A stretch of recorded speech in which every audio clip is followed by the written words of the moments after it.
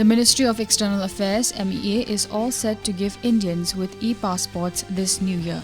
The new age e-chip passports are likely to be rolled out either by the end of 2022 or the first week January 2023. The Election Commission of India has submitted its report to Governor of Jharkhand Ramesh Bais against Chief Minister Hemant Soren for obtaining stone mining lease. Chief Minister Conrad K. Sangma on Wednesday said Meghalaya has been receiving an unprecedented number of tourists. The state government, he said, would spend Rs 12 to 15 crore to attract more tourists. The government also expects financial support from corporate houses for various festivals scheduled in winter.